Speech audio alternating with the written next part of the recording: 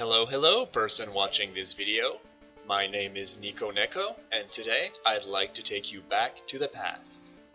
Welcome back to my Let's Remember Pokémon series. So far, we've covered the red and blue versions, the show and the first movie.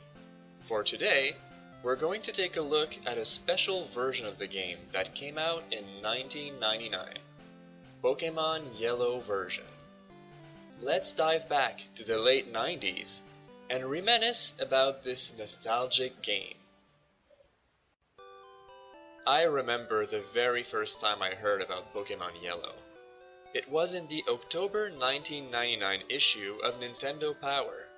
The magazine had an article explaining that this very special version of the game was based on Ash's adventures in the cartoon. You would begin the game with Pikachu as your starter, and the little guy would follow you around the whole game.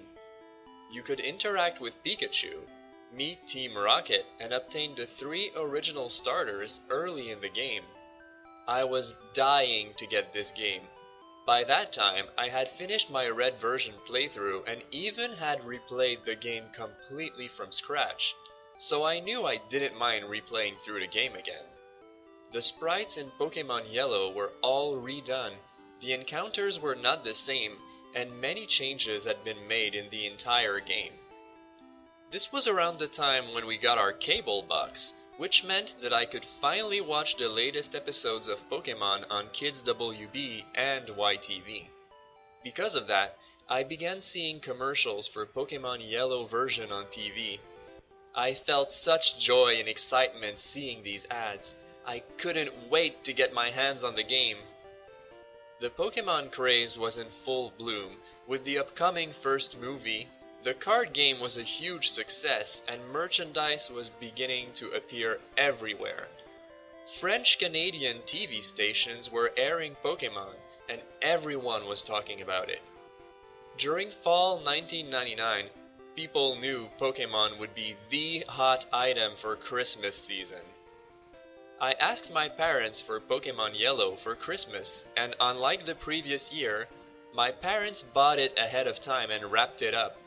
It was so reassuring seeing that little wrapped present weeks before Christmas, but at the same time, it was such a tease. While waiting for Christmas to arrive, I had one thing to keep me company and keep my excitement high: a very special music album.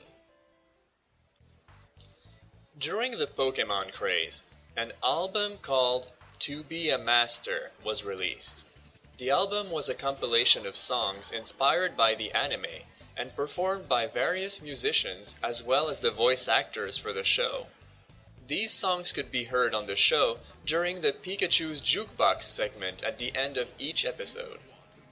Chanel and I adored these songs, and I remember that in order to promote the album, the Pokémon website had uploaded little parts of each track for people to listen to.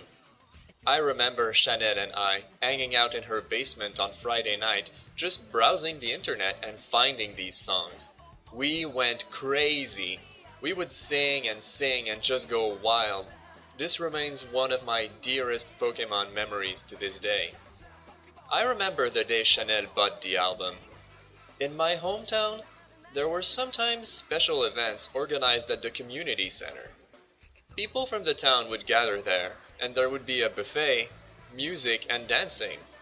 That Saturday, Chanel, Simon, and I were hanging out together at the event, and we had brought a little radio with the To Be a Master album. We had our own table set up, and we spent the entire day listening to the album on a loop, drawing Pokémon, and having a great time. I loved the album so much that Chanel and I had copied the CD on a cassette tape. I couldn't fit all the songs, so I had to pick my favorite ones, and the quality wasn't as sharp. There were a few hiccups on the tape, and 2 songs were cut because I had run out of tape on each side. I still remember exactly where the songs would cut, with the Poké Rap cutting right after the Charizard Machamp Pinsir Coffee. The little tape became one of my most precious possessions. Over the next few months, I listened to it every single night. I had placed my old radio next to my pillow at the top of my bunk bed, and every single night I would go to bed surrounded by my Pokémon plushies and listen to that tape, quietly singing along without waking up my parents. I never fell asleep listening to it, and I always took the time to flip the tape when one side ended. I imagined my friends and I going on a Pokémon journey, and every night I was dreaming of Pokémon Yellow version. This was not the only thing I had to keep me excited for Pokémon Yellow version, however. There was something else. Growing up in the Montreal area meant that every day we would receive the Journal de Montréal newspaper. Normally the newspaper was not an exciting thing at all, but in December 1999 this little publication suddenly became much more interesting. Because of the recent release of Pokémon Yellow, as well as the overall complete Pokémon craze, the newspaper held a very special contest. Every day leading to December 23rd, they dedicated an entire page of the newspaper to a Pokémon contest. Pokémon trivia questions were asked in the paper, and participants needed to answer these questions and mail their answers and information to the newspaper company. Every single page you answered and sent by mail became an entry in the contest, giving you more chances to win.